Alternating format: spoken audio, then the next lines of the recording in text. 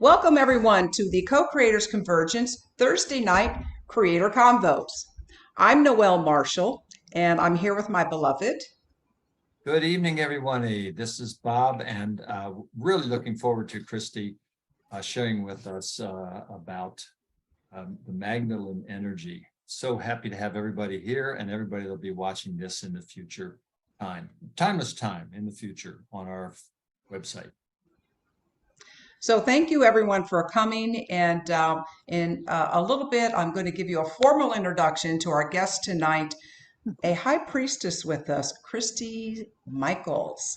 And she has so much to offer tonight, so I don't want to delay. But before we begin, before she takes us into a centering, and then she will be off to the races, she has a wonderful presentation for us tonight. Let me just tell you a little bit about the Co-Creators Convergence. So please stand by.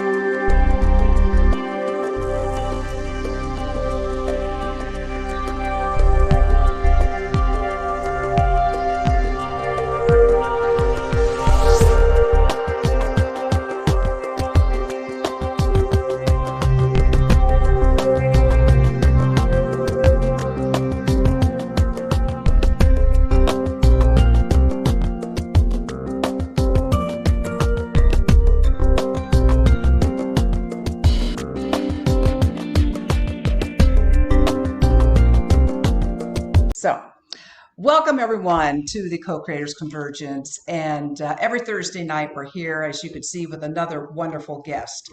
And tonight is someone this is the first time that we've had the honor of having Priestess Christy Michaels with us. Very excited about learning about the Magdalene energies and all that she teaches. And you know, one thing I didn't mention to you, Christy, is that Bob and I are also students of A Course in Miracles. And so you also tie that into your presentation. So let me tell you all a little bit about Christy. She is a modern day mystic, priestess, and she's a reverend. She was ordained a priestess of Magdalene in the Lyceum of Sophia, the Holy Order of Mary Magdalene. She has had a profound healing because of her deep explorations into the sacred teachings of Mary Magdalene and Mother Mary. Impassioned by this experience, she dedicated her work to the great reveal of this suppression, calling her work the Magdalene Impact. She has a master's degree in clinical psychology. She studied the impact of Eastern religions on transformational movement. And she's a dedicated teacher of the Gospel of Mary Magdalene. And it also is mirrored in A Course in Miracles. So she's been a student of the Course in Miracles since the late 1990s. She currently teaches seminars on how the Gospel of Mary is mirrored in A Course in Miracles, ACIM as we call it, along with creating holy celebrations to honor the divine feminine. And you can find her at gospelofmarymagdalene.info. So, I feel the energy already, Christy, with you here. And I'm so grateful for the time you're going to spend with us. I know you have a lot to share. So I'm going to disappear and turn it over to you, my dear friend. All right. Well, thank you so much. I'm so grateful to everyone who's here and anyone who's watching the replay. It's such a great honor and a privilege to be among both the highly conscious people and sacred masculine as well. So as a true priestess of Mary Magdalene, we always start out by opening sacred space. So I would like to take my triple goddess spray, and this brings the essential oils that help to open my heart, and hopefully spontaneously yours as well, because this is a path of wholeheartedness, open-heartedness, and higher consciousness. And so then the other thing I would love to do is to light the candle to signify the light within, because that's why we do all this work, is we're here to awaken, we're here to activate the sacred self and become the embodiment of love. So, you know, it was said that it was supposed to be heaven on earth, not heaven in the heavens, right? So by calling forth and awakening ourselves to every moment is sacred, we invoke that presence and we bring in the sacred within us and let that, our hearts lead the way. And then we don't have to worry. Our safety is guaranteed and all is well. So thank you everyone so much for joining us in this. What I'm going to do, I am a grandmother. I have 3 grandchildren, and I hope there's other people. If you can raise your hand and let me know if you have grandkids. Yay, good. So this talk is really for them and is to inform you, because as a child growing up, I was not informed about my higher self. My mother didn't sit me down and say, honey, let me tell you the stories about the empowered, enlightened feminine in the form of Mary Magdalene. You know, I saw her at Easter and I saw her, well, Mother Mary, I was raised Protestant and it was dry as toast. There wasn't much in terms of the divine feminine there.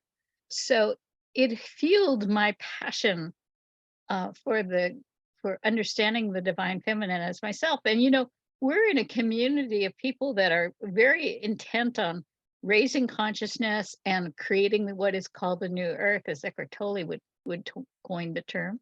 I believe he coined the term.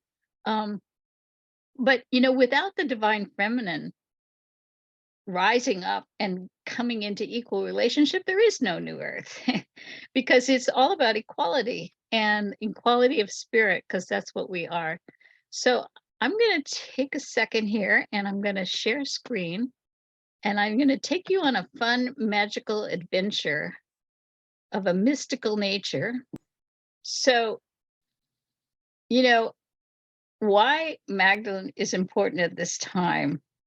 And the reason why I say put forth this idea is that we have the suppression of powerful women has really cost us a lot.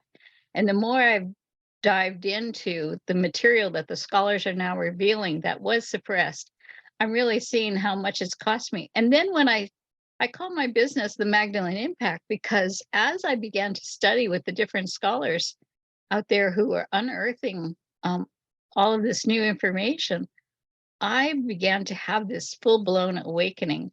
I studied a lot of the Gospel of Mary Magdalene, and I had a chance to talk with the translator, Joseph Rowe, who wrote the translation from the French version written by Jean Deloup, and he had translated it from Coptic into the Gospel of Mary Magdalene into French, and then from his version, Joseph Rowe translated it to English. So, and that was done in 2000. So it hasn't been around that long. We haven't had a lot of really deep dive, juicy conversations about what's contained in there. And so as I was studying it and then teaching it, I noticed that it actually had a vibratory impact on me, and it awakened something in me. And I was sharing with him about that. And he said, yeah, he said, I've translated a lot, including he translated the Gospel of Thomas, and he's a very high level scholar. And he said, but I have to tell you, it was the Gospel of Mary Magdalene that woke me up. So I love that.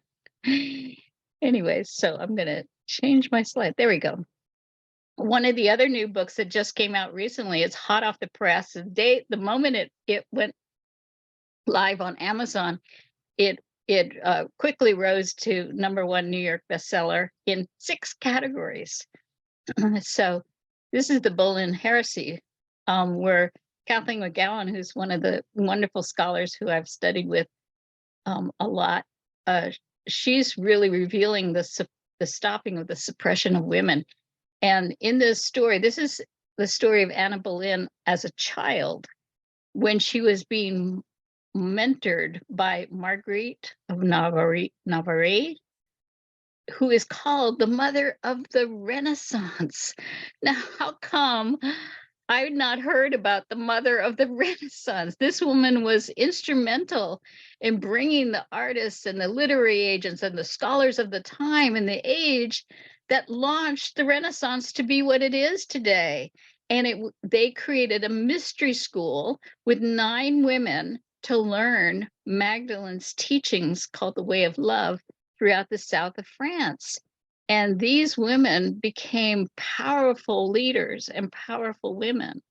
So, if consciousness is there, suppression can also be revealed through mystical experiences. And this is a story that happened to me that I want to prove this point. So the story is that after the crucifixion, Magdalene came with a number of people, including Joseph of Arimathea and her quote unquote Egyptian slave child named Sarah. And there's many renditions of just who Sarah is. Some say it was her daughter, some say that she was the Black Madonna. But that's for another day.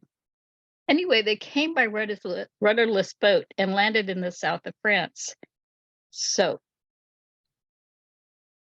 when I was first realizing that this was going to be my new life work, was to be teaching about Mary Magdalene and Mother Mary and these suppressed stories and bringing them to the light of consciousness, I was attending Unity in Marin, and the minister there, Bill Englehart, had a dream. And he dreamt that the Black Madonna came to him, and she said to him, Bill, you need to give me the rudder. And he's like, what? No, you can't have the rudder. The rudder's mine. And she's like, Bill, you need to give me the rudder. And he's like, no way. And so she wouldn't argue with him. She just stood up to him in her big, bold presence and put out her hands and said, Bill, the rudder. And so I just thought that was really interesting that now she wants the rudder. She's not going by rudderless boat anymore. So Bill woke up from the dream. He was like, it was very disconcerting for him.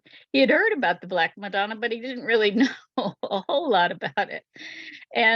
But he thought, Christy knows about the Black Madonna. When I see her, I'll ask her. And so when I saw him a couple of days later, he told me about the dream, and he says, what do you think it meant? And I said, Bill, she wants in. See, Bill is not only the senior minister of a very large church in Marin County, but he was also the president of the board of Worldwide Unity. And Unity has the consciousness to receive the awakened divine feminine, the empowered divine feminine teachings and truth. And I had been trying to set up classes there, but it hadn't been really happening. And suddenly after this dream, the doors flew open and I was allowed to come in and to start doing this. So the very first ceremony that I did, I definitely wanted to honor the Black Madonna. And the woman in the middle of this painting, that's me on the left, and a woman named Michelle Newman on the right. And Elizabeth Gibbons painted this painting on the Black Madonna, which I saw was gorgeous. So I asked her, I said, could you bring your painting and put it on the altar for us? And she goes, oh, let me see. See, where is this? This is going to be Friday night 7 o'clock. I have to drive from San Francisco. You know, the traffic coming out of San Francisco on a Friday night to go up to Nevada by 7. She said, and also the painting is heavy. That meant that she's going to have to rope her husband into helping her carry the painting and deliver the painting. So she said, not likely, Christy, but let me think about it. Well, the very next day, she went to the San Francisco Crystal Fair, where she gets a lot of her supplies. And as she's walking down the aisle, she walked by the woman on her right, which was Michelle Newman, but she didn't know her at all. And she felt this very strong pull, like, oh, I'm supposed to get a reading from this woman. And she doesn't normally do readings, it's not her thing. But it was so strong, the feeling, that she decided to honor it. So she sat down and she says, well, what would you like a reading about? And Elizabeth, well, I don't know. I wasn't planning to get a reading, but okay, how do I get my artwork out in the world? How about that? So Michelle closes her eyes and begins the reading. And very quickly she goes, oh my God. She goes, I am getting such a clear, strong message. You're supposed to take your Black Madonna painting to Unity and Marin and help this woman named Christy Michaels.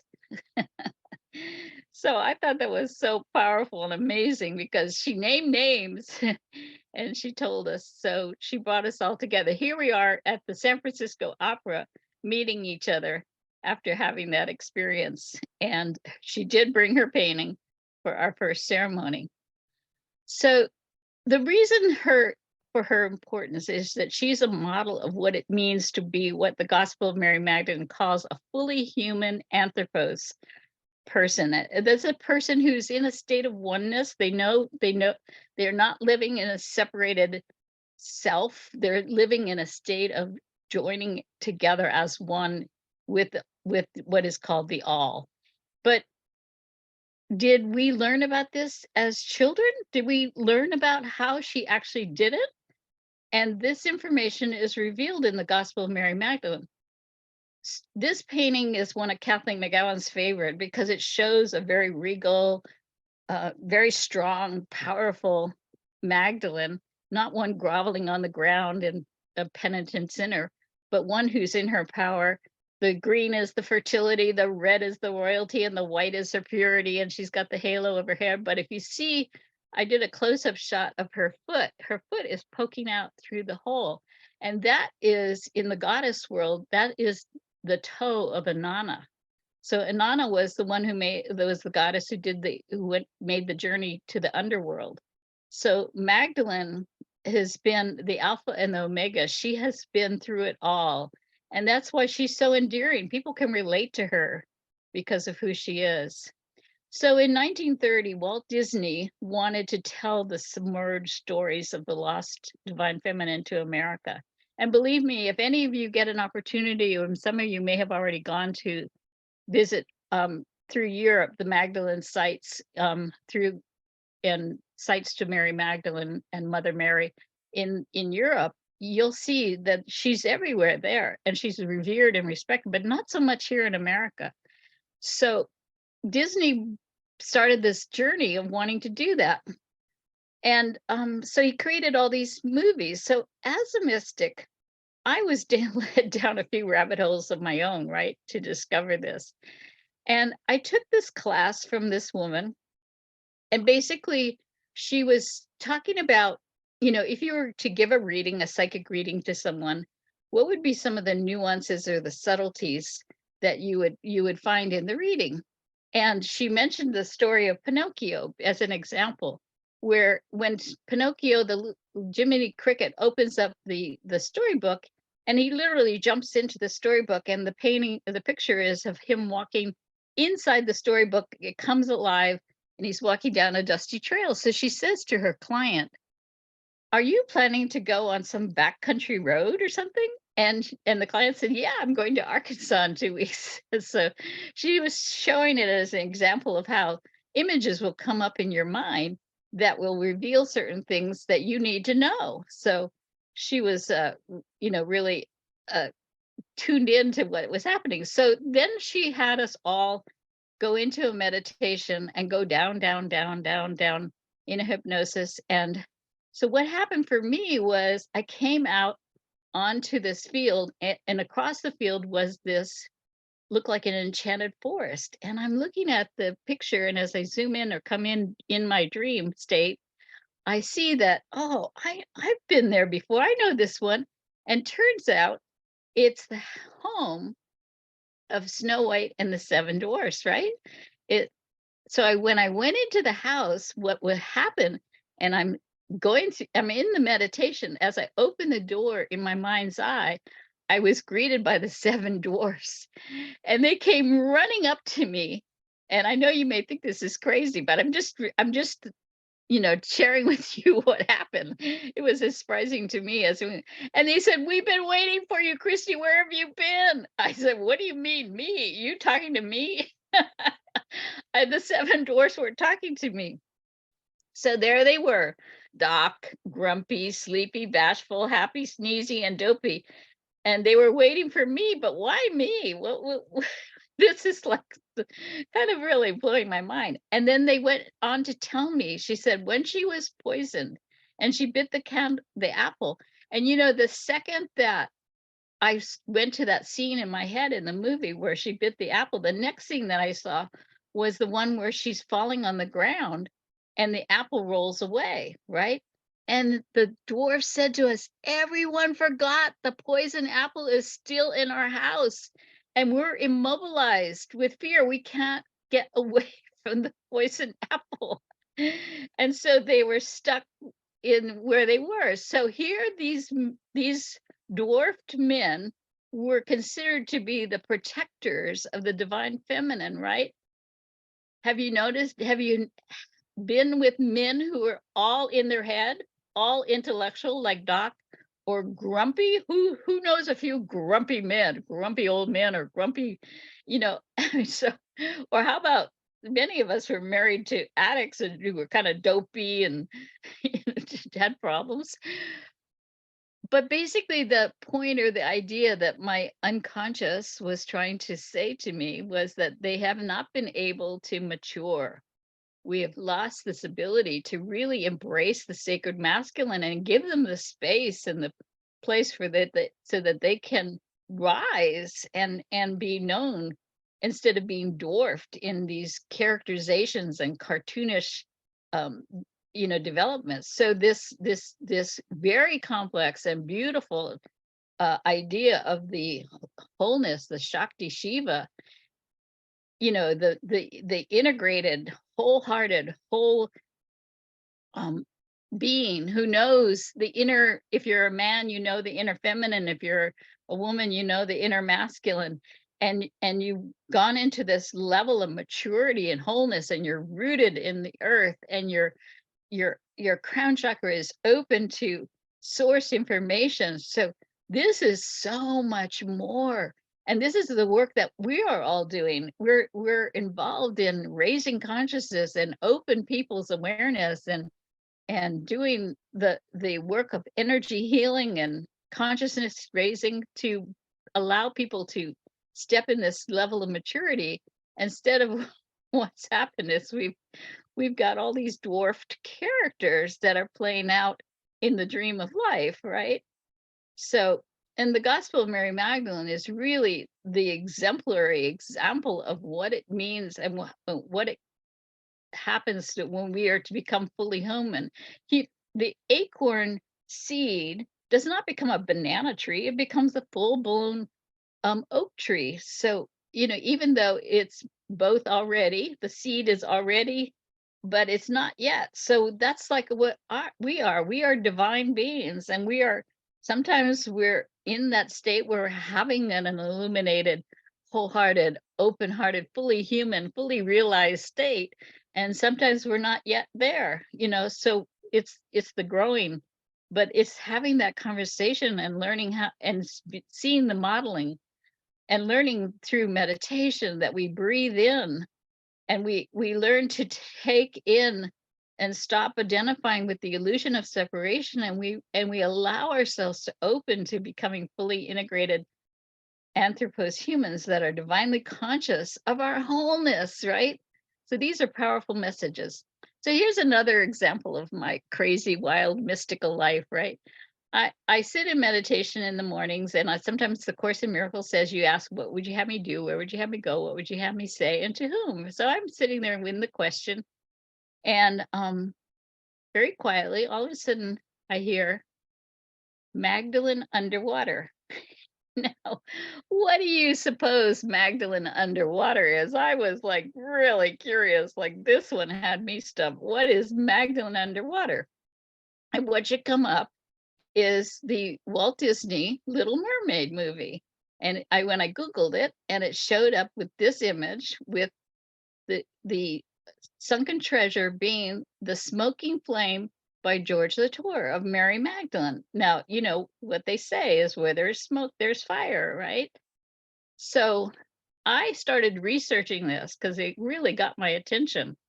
And it turned out that Margaret Starberg, who wrote The Woman with the Alabaster Jar, she had a little 7-year-old grandson, and his favorite movie was The Little Mermaid. And so she had invited a little girl named Sarah to come over for a play date with her grandson.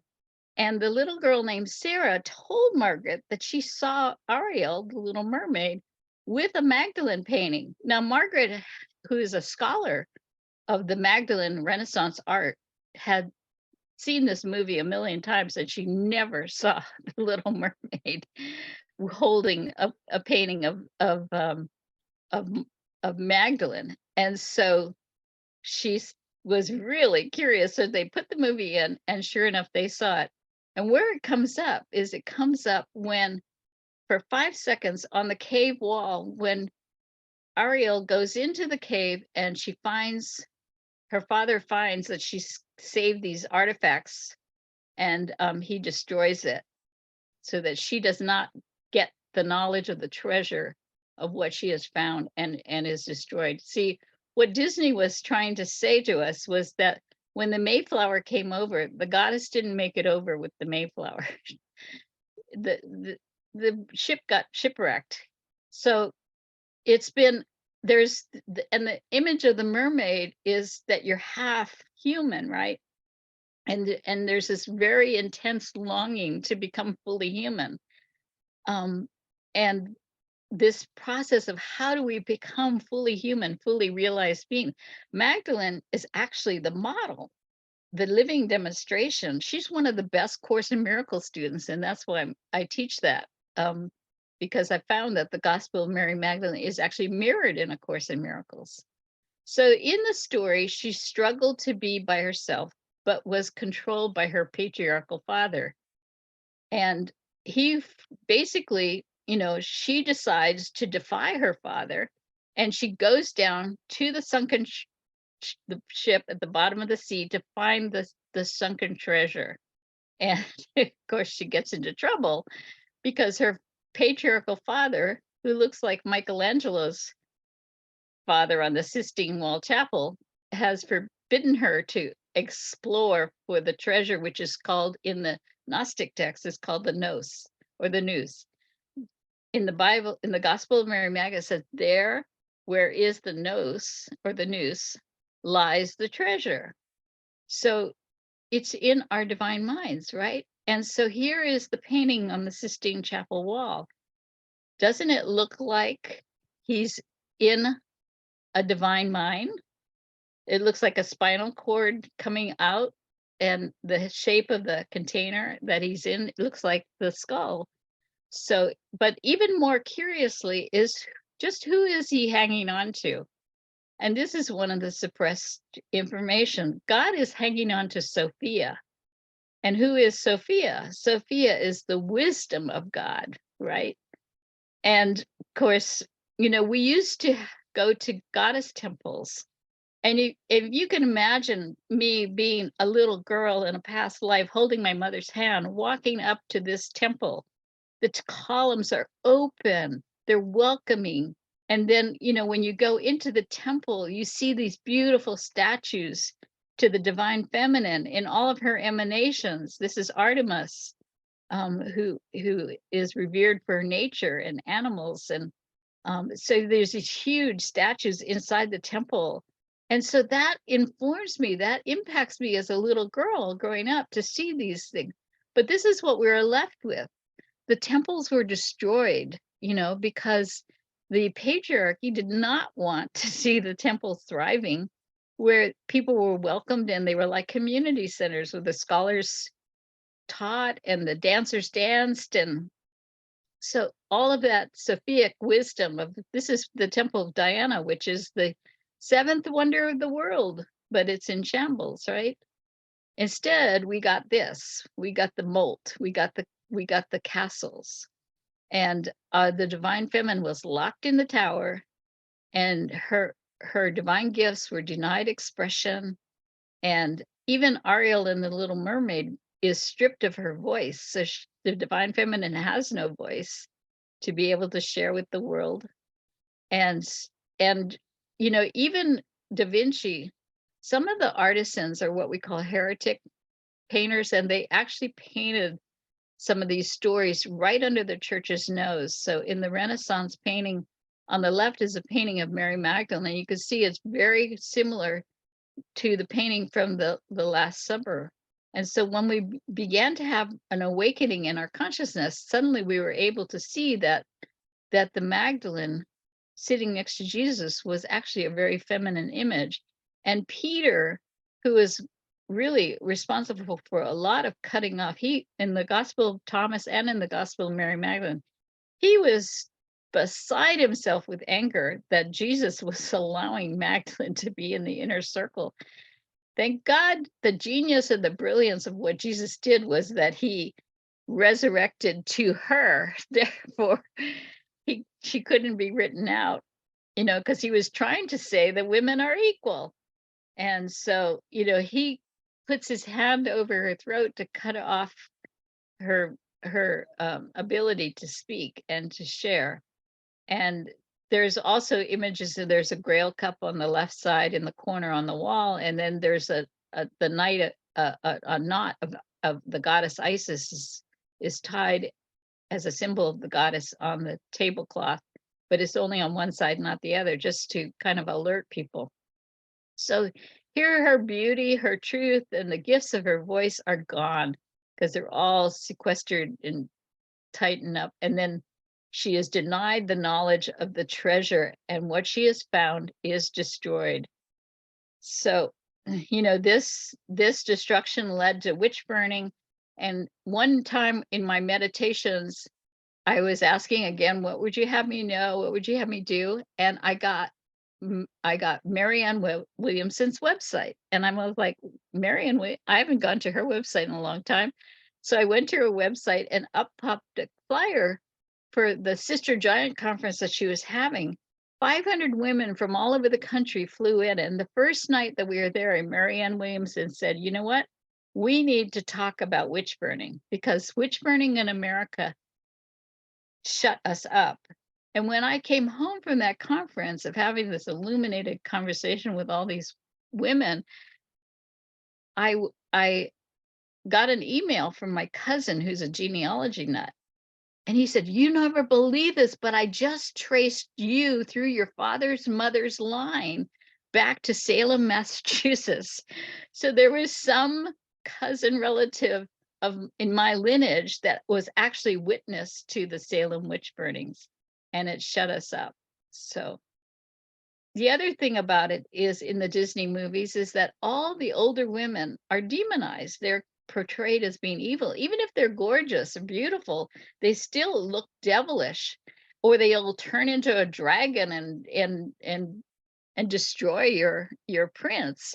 And so they are hag, and they're deliberately, because why would the patriarchal men who are writing these fairy tales that were read to children over and over and then turned into these movies, why would they want the older women to be treated this way and demonized this way? Is because older women are wise to the patriarchy, you see.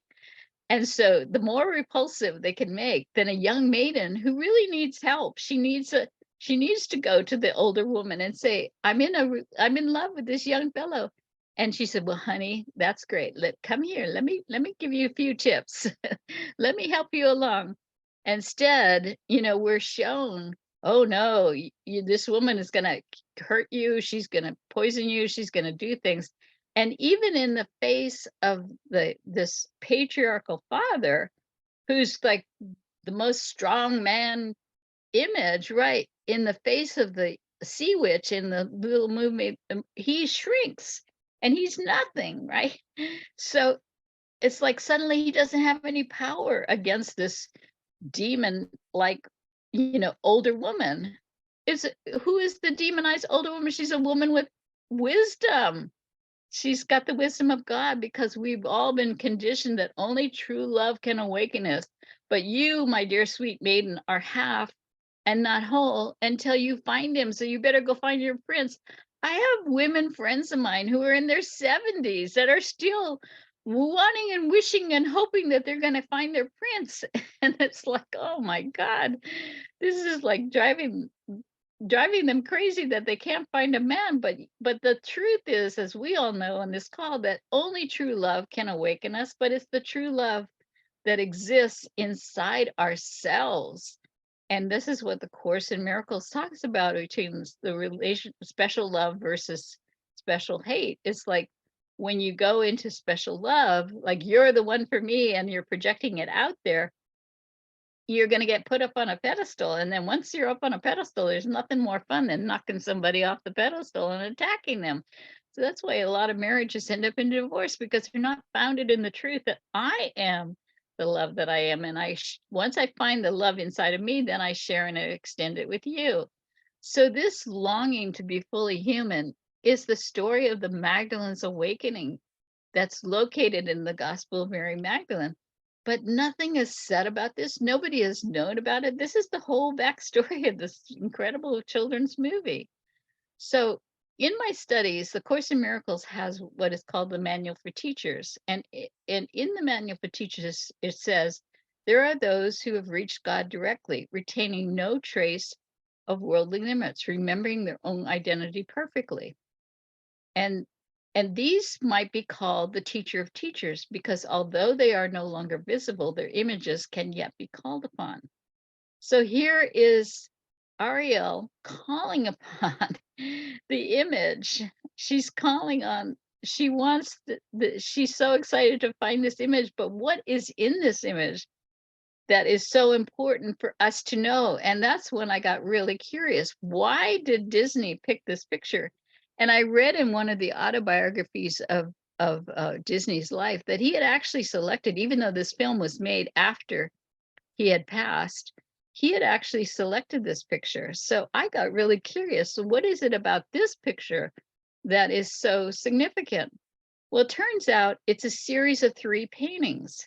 And remember, I was telling you that the heretics would often get commissioned by the church and they would have to paint stories, but they tried to put symbols in the painting. So if the general audience of the general public has no reading skills, a painting is really a significant way of teaching people.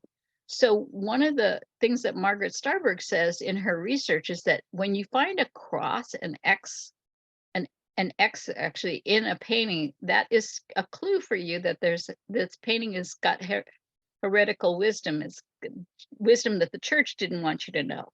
So you'll see, if you look on the very first painting on the left, you'll see Mary Magdalene's leg is crossed.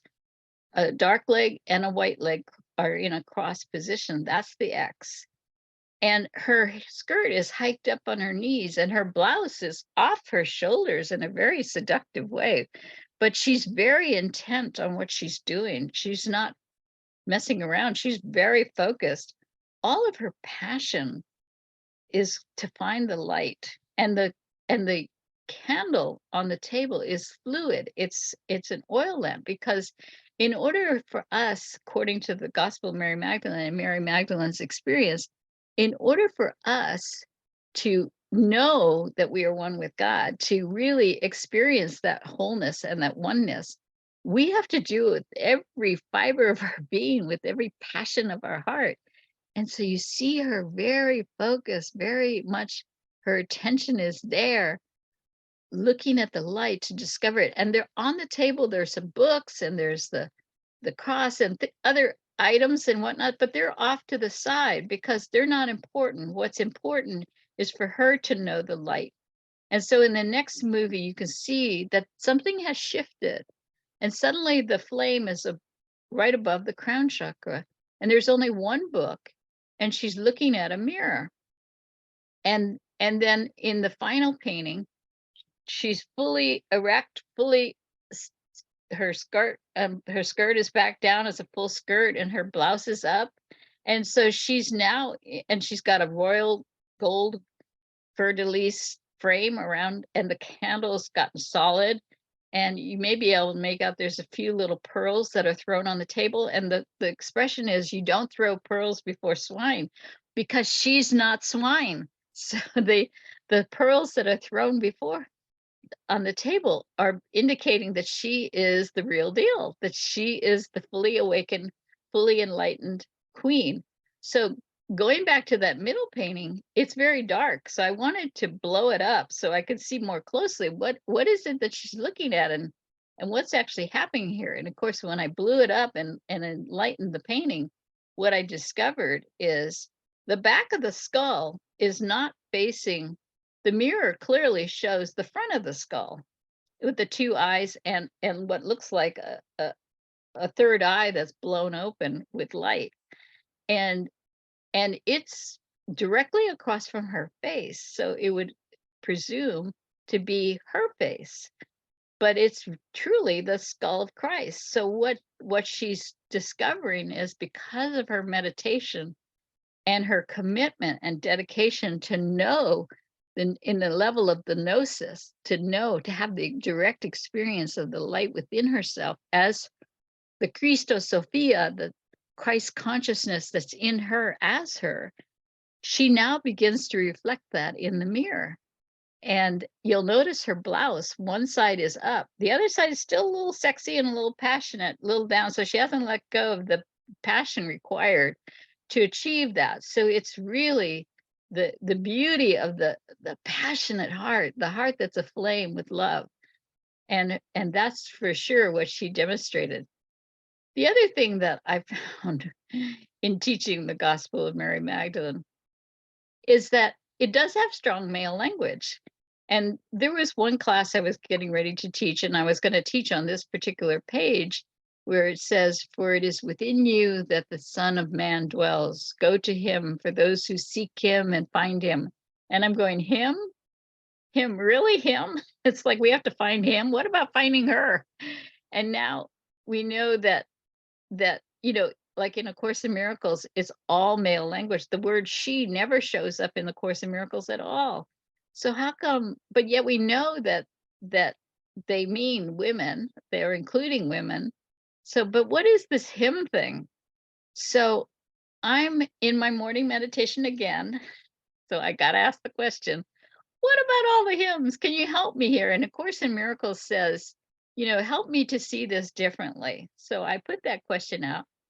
And then all of a sudden, I just let it go. And I just relaxed and I dropped into the most beautiful and peaceful place. And I was so enjoying that. And as I did that, I realized I heard a voice and it said, "You tell them it's H period, I period, M period." And I went, "What? H period, I period, N? What does that mean?" H is for heaven, I is for in, and M is for me. Him is heaven in me. And when I can find the heaven that exists in me and then share it and extend it, then I will know the peace of God. So this is why the rise of the divine feminine is so important, for there is no new earth without her presence. And this impacts men too, because what we've been left with is a lot of men who have not been able to stand in and step up into their sacred self.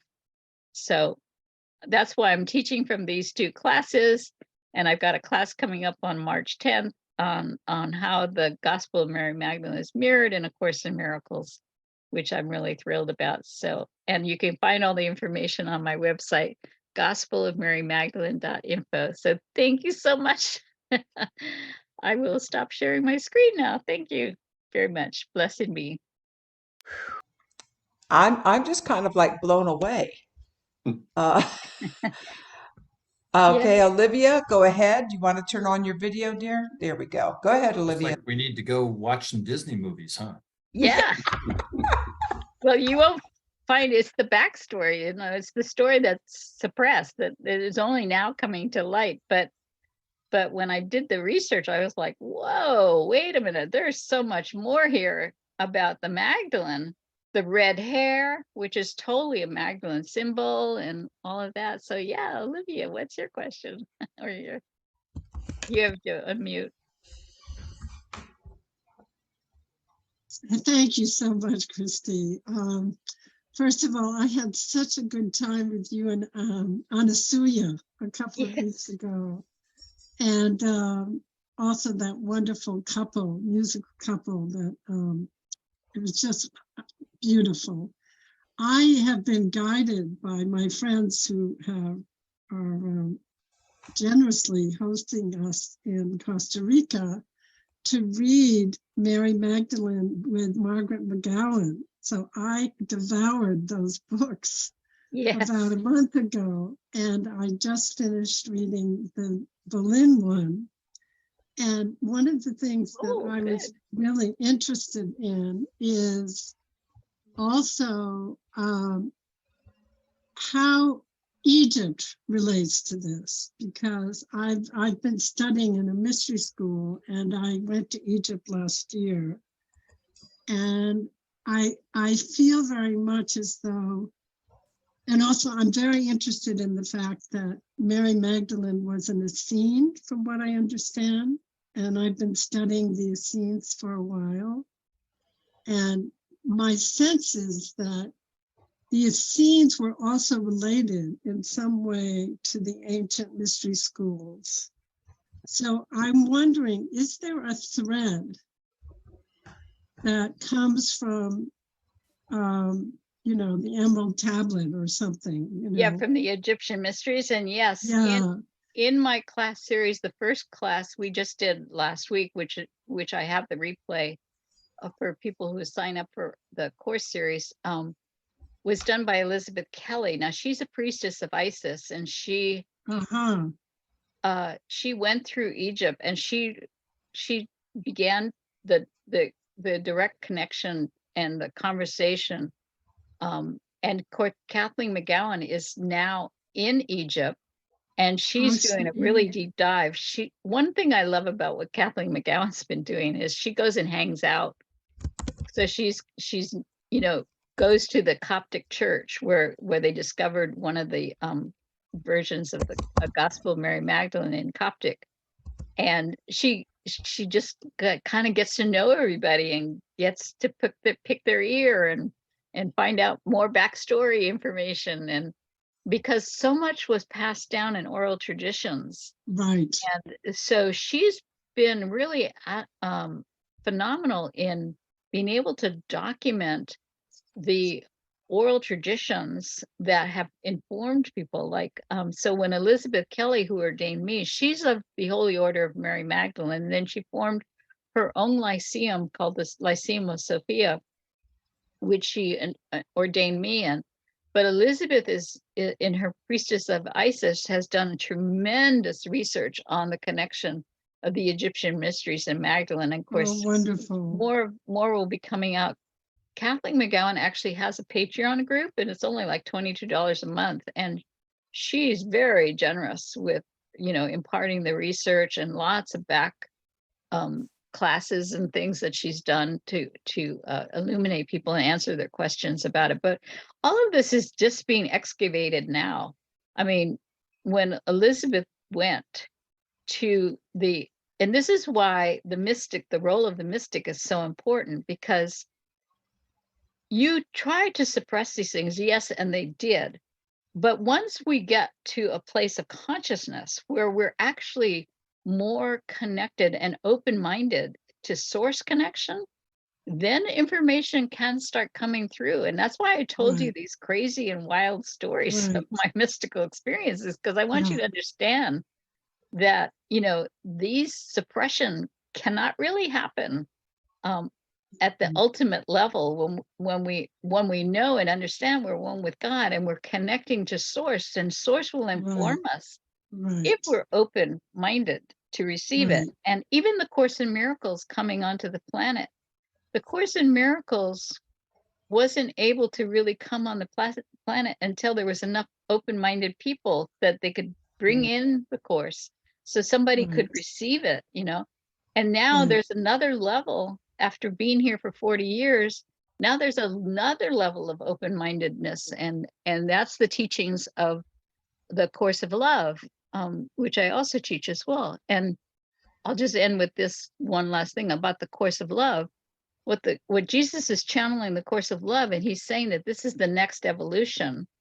And you guys are all Mm. evolutionary leaders, so this is the next evolution, because Mhm. he said what you need to understand is that it was the consciousness of my mother that informed me how to become my Christos, my higher self. And she Yeah. was able to, because her consciousness was so expanded.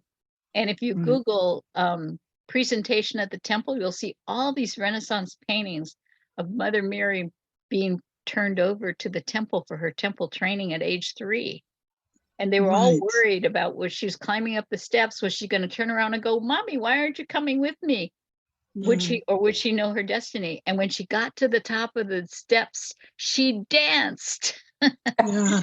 So she knew Wow. her destiny, and she went into the temple and lived in the temple until she was placed with Joseph. And then so she had a super high consciousness that allowed her to conceive light and birth a God. You see, we Yeah. don't even know of these things because the sacred ways of the sacred masculine and the sacred feminine have been so lost to us. Right. So So that's I have why, another question yeah, in yeah, terms please. of this, if this is okay. Yeah. I'm going to with a group to William Henry, I think he is, who's doing a thing on Mary Magdalene in April. And we're going to look at the oils, the way she worked with the oils. Yeah. And one of the things that I was introduced to those when I was in Egypt.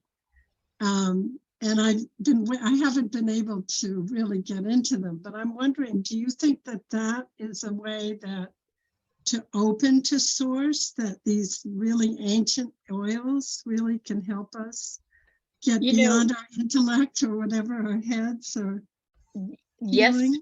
it may be so true for you. It may Mm, not be so true for someone else. The mm, Course in Miracles says we're on a customized journey of awakening. And in mm, order to wake me up, it had to get in my face about the divine feminine. And then I got my attention, and I began to rise, and I began to open my heart, and I began to, but you know, somebody else, they may right, be like, no, that's not for me. So yeah, the Course in Miracles, Holy Spirit has to find another way to open your heart. And it may mhm, be feeding a starving child. I mean, we don't know. right, There is, because there's no right or one way or right path. mm, That this is the path. You must follow the Magdalene path. That's the right, only path. right, No, we don't believe in any of that. We're all about mm, inclusion. We're all about social justice. We're all mm, about allowing and opening, and mm, Holy Spirit, that which is your higher self, knows what you need. So right, yes, the sacred oils may be the thing that will do the deal for you. Like, well, some people have had the oils touched on them and have gone into a full-blown kundalini yeah. awakening, and other people will get the oil on them. Oh, that was nice. It smelled sweet, you know, but it doesn't do it for them. But So it you have seems to so follow your heart. interesting. I didn't realize that she was working with the oils, that was part of her priesthood, right? Oh Her yeah, priestesshood. Yeah. yeah. So anyway, thank you. Yeah, every year we do the Magdalene Moonrise service, and one of the purposes that we have done for the last 13 years, one of the purposes has been to heal the divide between the Christian community and the Jewish community. So I have the Jewish Mm, priestesses come in and bring the Wow. oils and bless them in Hebrew, because that's what the Jewish women did in the ancient days. Right, right. You know, they carried the oils and they anointed the bodies, and so we will be live again, and you can all live stream into it as well. It's up on my website. Yeah, Dave. Thank you. You know, I really appreciated what you spoke about. I mean, really, really deeply appreciated it. And I am wondering, can you actually live in the world with that consciousness? I mean, like live it in the physical world, this world, Yeah. and not be considered just, you know, be put into like a nut house. You know what I mean? Like, Yeah, exactly. You know what I mean? Exactly. It's like, what? How is this possible? Right? You You're know? supposed to take your Black Madonna painting and help this woman named Christy Michaels, and she doesn't even know that she and I talked the other day. And so, yeah, it's pretty wild. But I say that to you because we are consciousness. We are all one mind. You know, when you look at me, you know that I am alive. And as you look at everybody, nobody's dead on this call. Everybody's alive. And the life force energy that is going through us is the one life. My life force energy is no different than yours. We are one in that life. And then when we get out of the idea or the thought of the egoic separated self, that I'm separate from you, that closes us off. That makes things complicated. That makes like, how is this possible? But when we become open-hearted, loving, curious, elevated our consciousness, and then suddenly more is revealed, you know, and we get more revealed. And as far as living in the world, it's the only way to live in the world that I'm finding, because, you know, the Course in Miracles has this thing called the Manual for Teachers, and there's one chapter in there. It talks about when the teacher of God loses all their money. Well, I got robbed by he was like a Madoff character that took about $500 million from different investors. We had all our money in this beautiful apartment building. We thought it was all solvent. I didn't know you could put a deed of trust into the Marin County Recorder's office, and that would be safe. And you know, I mean, that would be respected and they would be viable. And turned out it was a totally fraudulent document, and they took it and they just put it in there, you know, as registered deed holder of this property, right? And then we found out it was all fake. And then I'm like, that's my retirement money. It was gone. And then because I was a course student, I knew that I could not lose anything. And so I just grabbed that thought and I ran with that consciousness. There's nothing that I can lose. So as things were coming in that I would have normally been using the money to help pay for, something would show up. Somebody would buy a webinar package. Somebody would, and it was like, and after 3 years now, I'm like, Jesus, what did I have to worry about? I don't have anything to worry about because I'm fine. And the abundance keeps coming and more opportunities keep coming. And so it's really the only way to live, you know, because through source energy and being connected to source, you know, all is well. It's like Eckhart Tolle has this wonderful thing where he says, you're in the middle of the night and you're all worried about this or that could happen or that. And he said, but you don't recognize you're in a warm bed. There's nothing wrong. Everything's fine. You had a good meal last night before you went to bed. But you know, there's like the ego says, oh, you got to be afraid about this and you got to be afraid about that. Yeah, you can go there and and because you're a co-creator, it's like what they're saying here, we're co-creators, right? But no, we're co-creating a world living in love. We're co-creating people that can actually be living demonstration of what it means to walk heaven on earth. It's not supposed to be heaven in the heavens. It's supposed to be heaven on earth, which means you're supposed to be having a good time. You're supposed to be having fun. And I tell you, man, this has been the most fun since I've gotten, I mean, even though somebody might say, well, that's kind of a childish thing that the Walt Disney grumpy, we have a grumpy person on this call, they might have said, no, it's not that at all. It's the joy of what children see through seeing the world through a child's eyes, and so anyway, I hope Okay. that addresses it. Absolutely. Thank you very much. Yeah, no, it's the only way to go. Does anyone else want to jump in here? Okay, go ahead, Victoria. Thank you for letting me come in late. I am sorry that I missed everything that you had to say, and yet I didn't lose anything. No, it's all there. You can go back and watch it. Exactly.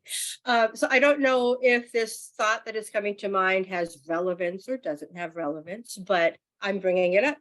When I am led through visualizations, like with Jennifer McLean, one in particular is like to have like a DNA reset and imagine your guides all around you as spirit helpers.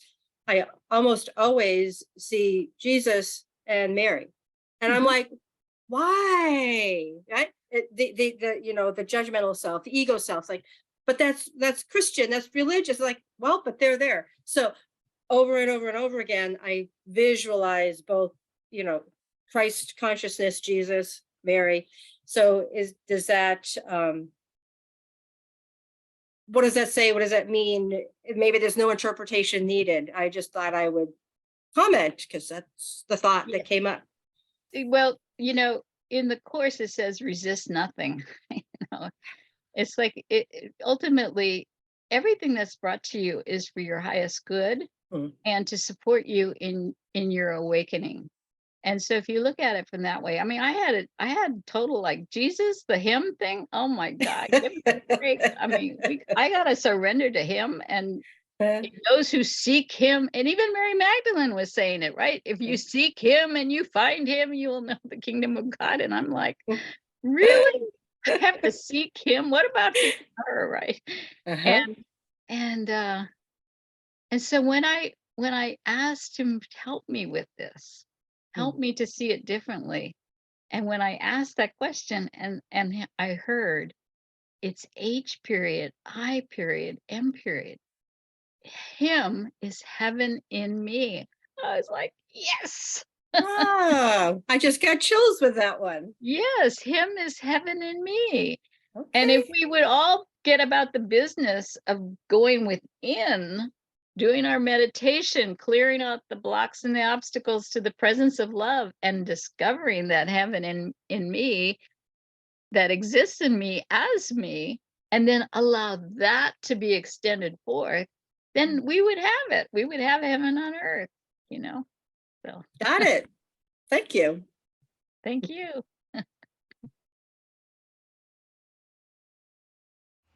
I just want to say how delightfully joyful this presentation was, and what a surprise, because I had no idea where you were going, and I just loved it so much. But I'm wondering about Walt Disney though, because I'm kind of seeing a paradox, because here the nasty old ladies, but then over here is a little thing where the mermaid wants to become human, and there's a picture of a Mary Magdalene, and so I'm seeing this. It seems like Walt's playing both sides of the street. So well, I don't know that Walt Disney was informed enough at a level of consciousness that he was, he had the design and he knew exactly, but he was being informed from a deeper part of himself, because there will come a time, which is in the Berlin Heresies, this book here. I don't know what it says. It says part 1 is the time will come. So the time is now. That's what's coming. The awakening is happening now. And so this movie and all the unconscious stuff that was unconscious to probably him as well. Maybe he didn't know why he picked the George Latour. But when you think about it, she's looking at the light, and she's got such an intense focus on it. And and it's called the smoking flame, because when there's smoke, there's fire, right? And Mhm. what is the fire? The fire is of her love.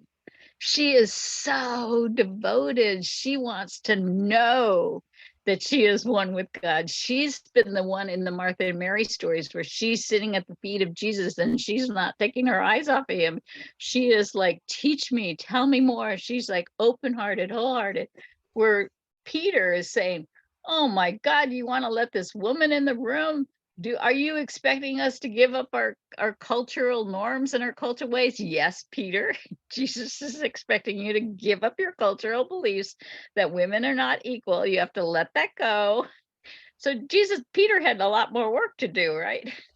Oh, indeed, he did, because he also was like, Lord, you love her more than you love us. Yes, the jealousy The and so on. jealousy, yeah, he was needed some tweaking, as you know, some of us do.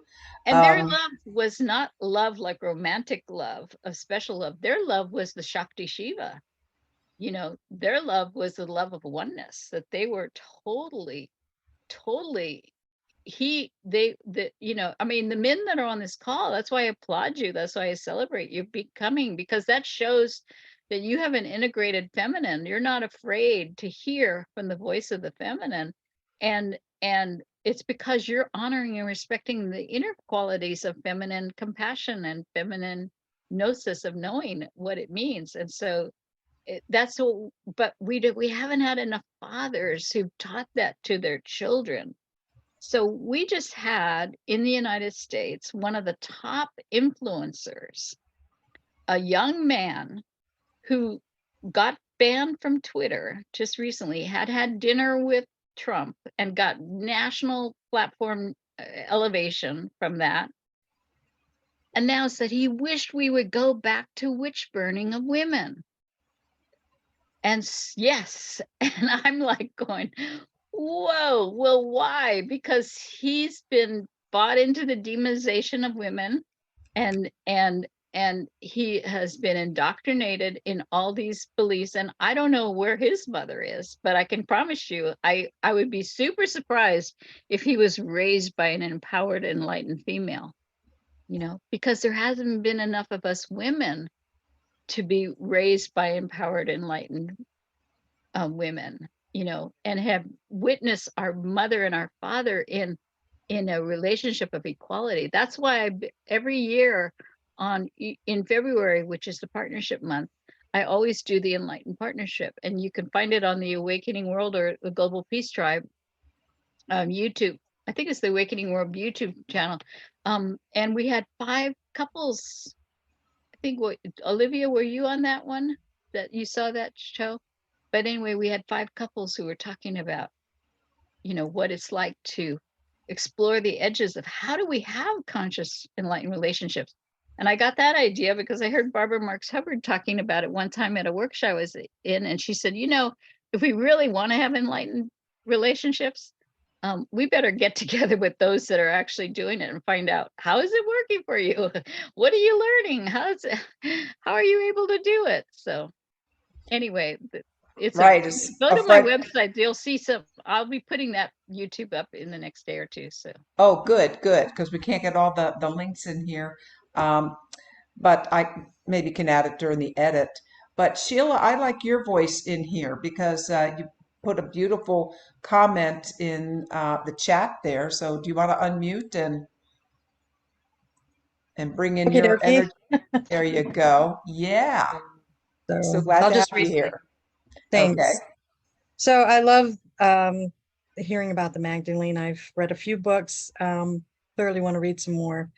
This was very rich. I'll have to listen to it again just to absorb a little bit more. And I love the way you pull in these connections with such disparate things like ACAM and which I would have never realized, or Disney yeah, movies, etc. When you were talking about the 7 dwarfs, I started thinking about the Jungian archetypes. yeah. I don't know that there's a archetype for grumpy and all that, but somehow that just seemed to tie together. So I guess the question I have is, the whole idea of the bloodline You said the relationship, based on the showing the picture with her, which I've heard before in the Last Supper, but that it was not a romantic relationship. What are your thoughts on the bloodline? And Well, in the sense that the way they perceived them each other, from what we can tell from the ancient literature and what's been excavated in the knowledge, is that she was holding him as her beloved, and he was holding her in the same way, but it was a love that was more universal love. It was agape love.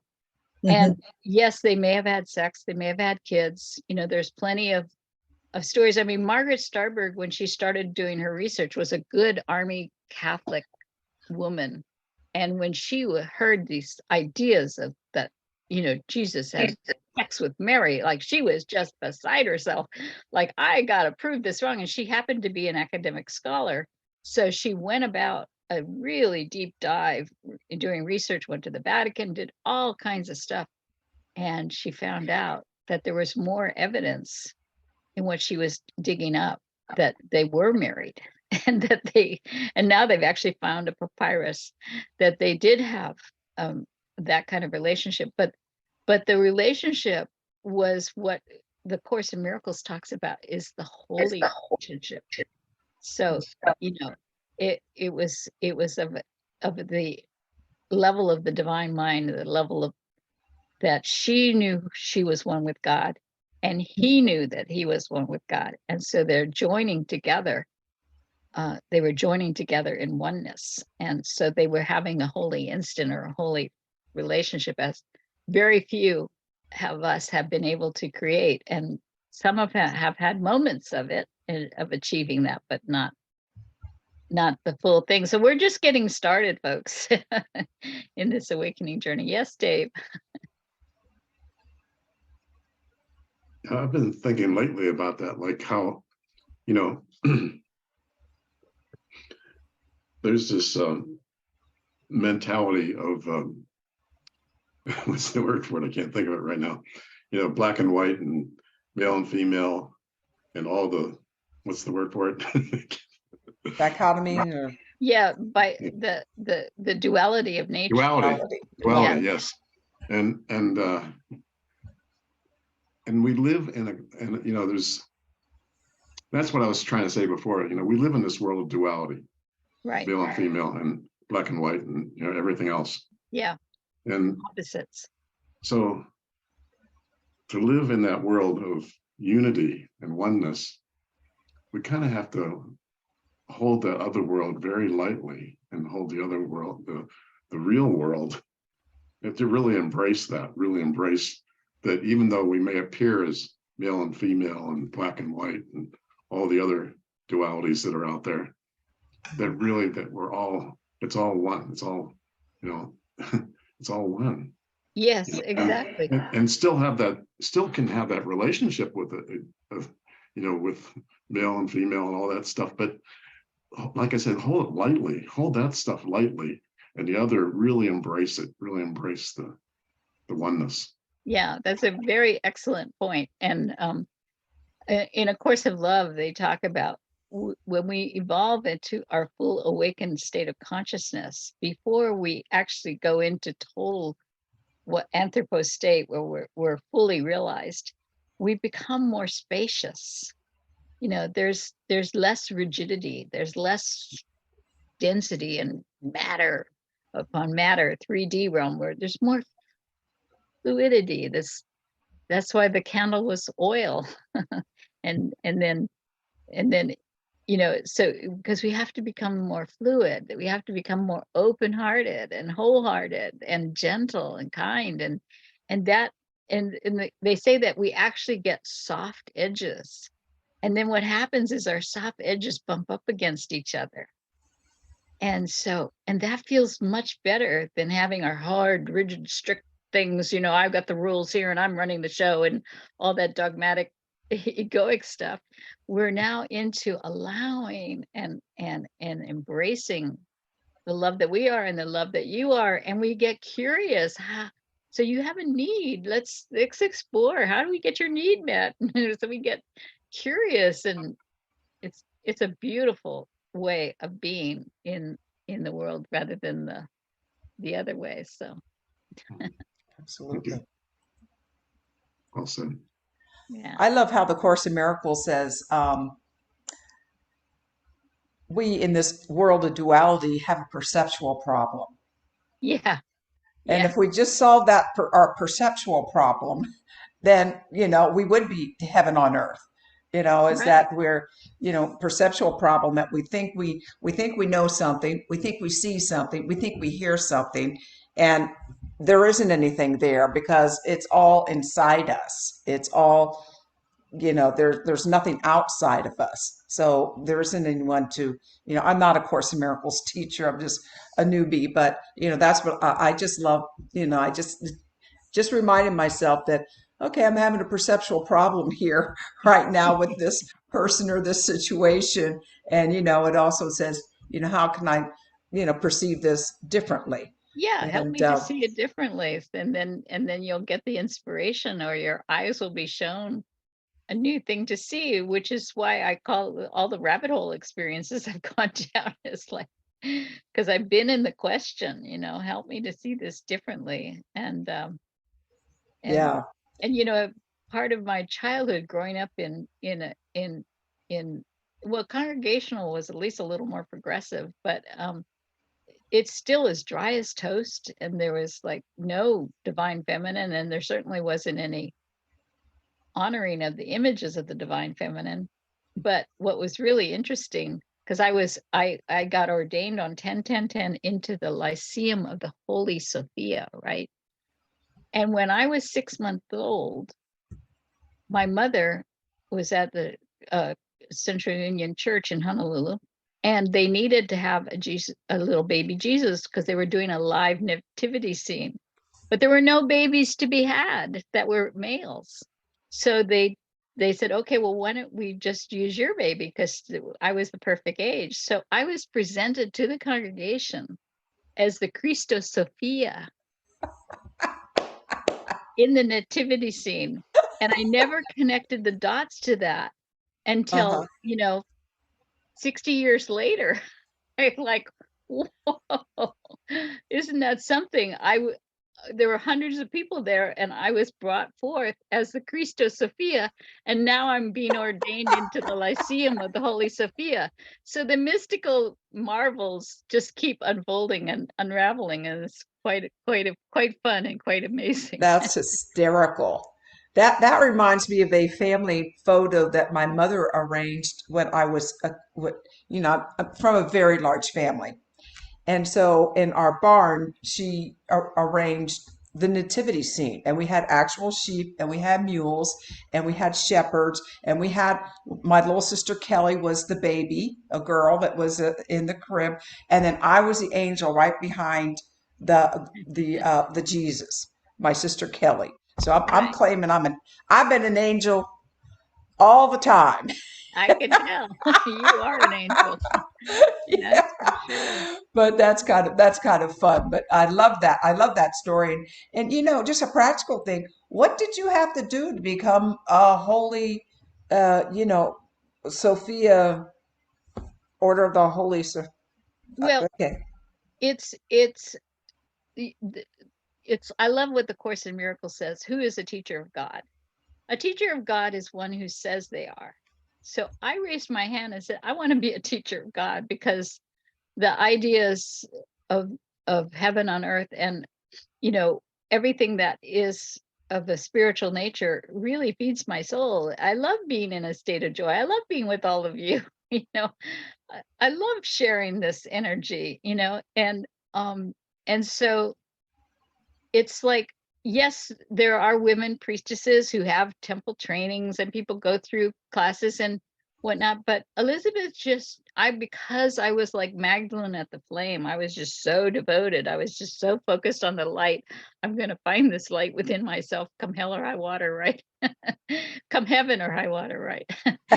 And so she said, do you want to be ordained? And I said, yes. And oh my God, when I was ordained, I went into an altered state, and this is another. I mean, I'm just full of stories, but I went into an altered state and I was so blown away because I was in a temple up in Geyserville. There's a temple of Isis that is gorgeous, and we were all dressed up as priestesses, and so I thought, wow, is my inner kid finally happy? Because we're all dressed up as goddesses and we're in this ceremony and everybody's been singing and dancing and having a great time. And so eventually I went back to my room and I randomly opened A Course in Miracles, and my eye caught this sentence, and it said, all separation vanishes when you share that which is holy. For holiness is power. And as you share it, it gains in strength. And I went, oh my God, I had never been in an experience where I was claiming myself as divine before all these people because I was being ordained, and I was sharing and extending my holy power. And so the feeling of that expansion was growing in me, and it felt so wonderful because it feels like heaven on earth. That's what it feels like.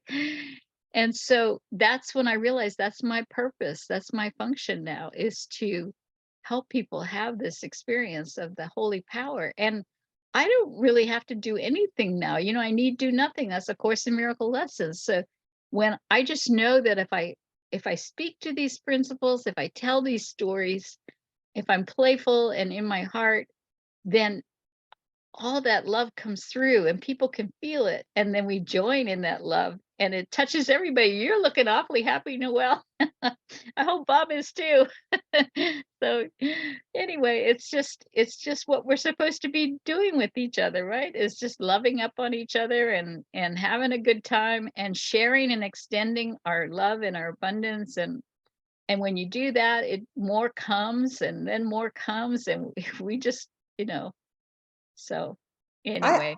I have a question. You say you also teach a course in love, and Yeah. now was that also downloaded from Jesus? Yeah, that's a channeled writing that came through to Marianne Piron. And A Course of Love, I think it's A Course of Love.com is the website. And it's basically The Course of Love says that that text is the next evolution, because the Course in Miracles is got the 365 days of lessons.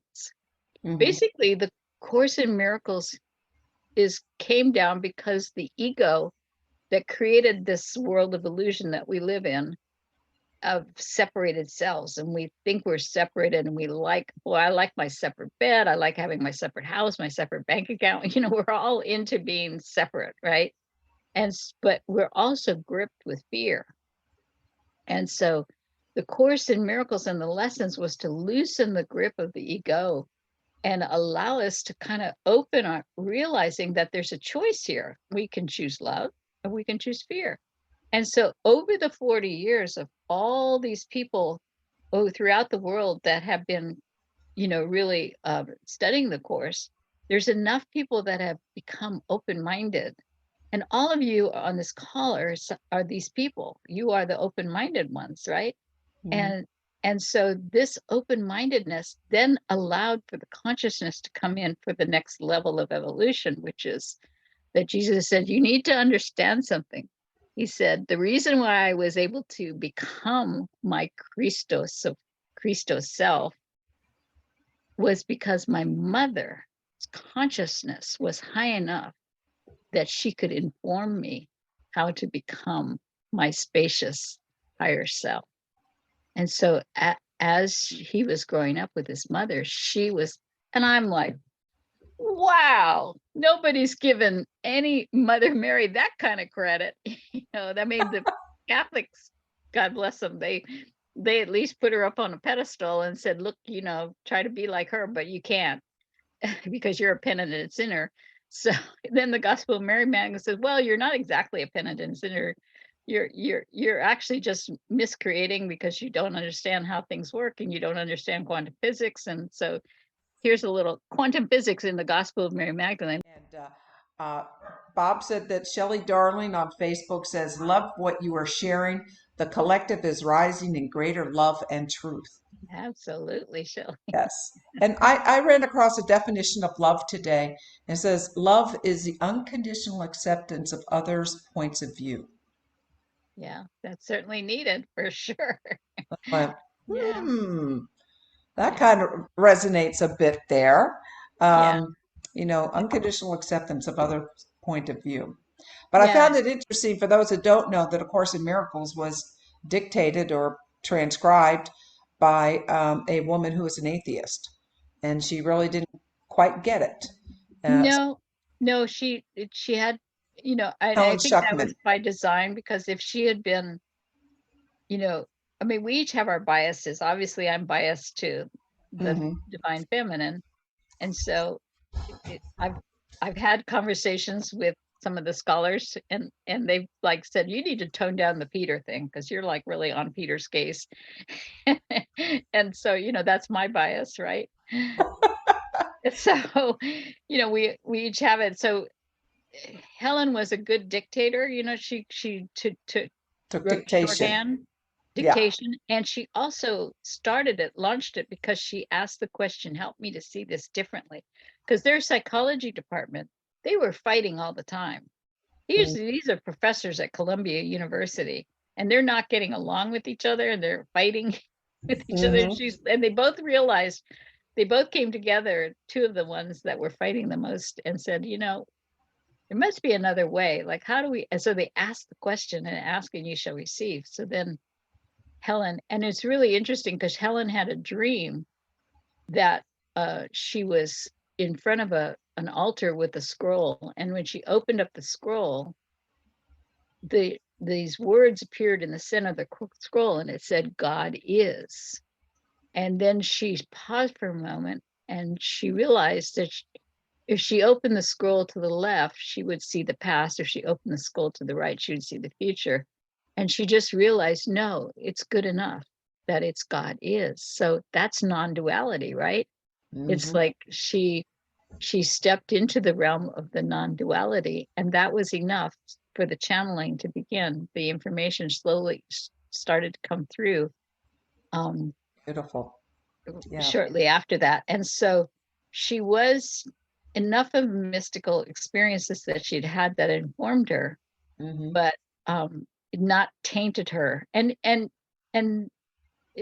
it's not totally untainted, because there are places where people have debated and reflected in the course world. Well, this is, I think, Helen's bias, or Hmm. it kind of shows up a little bit here and there.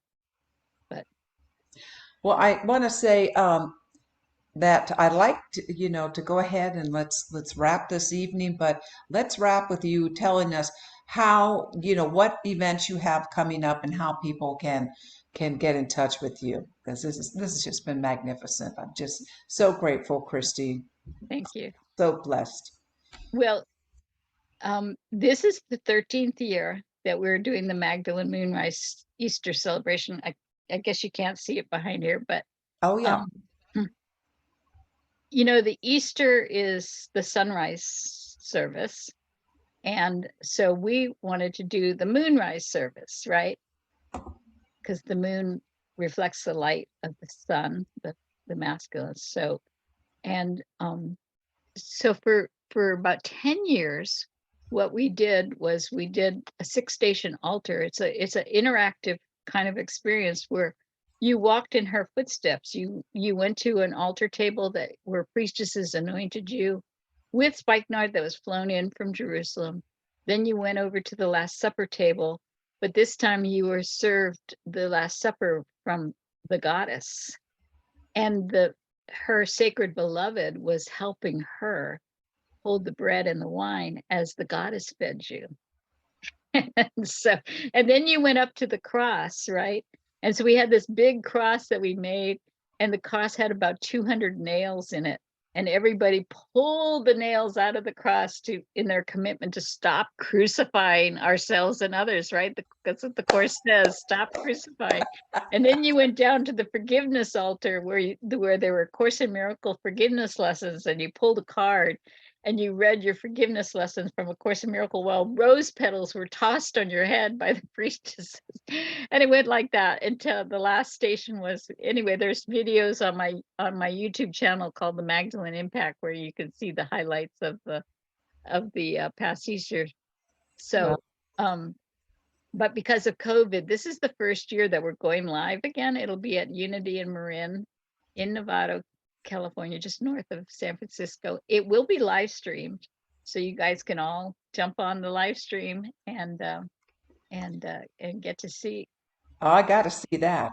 Yeah, And I just want to mention one more time that you can get more information about Christy at her website, gospelofmarymagdalene.info. yeah.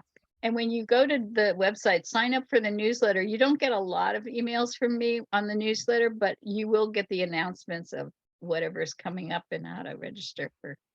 Awesome. And that Easter celebration is April 9th. It's So, April 9th. Yeah. so Yeah. thank you so much, Christy. This has been so joyful, so enlightening, so loving. If anybody else wants to put your unmute and give some thanks and gratitude here, or you're more than welcome. Really. Thank you so much. This has been an Definitely. amazing evening. This is another one for going back in the archives. Yes, in a thank couple you. of days and watching. Even if you're here, you need to watch it in the archives. Exactly. Yes, Yeah, exactly. exactly. That was Sheila, so rich. exactly. And Yeah. please, everyone, come back next Thursday.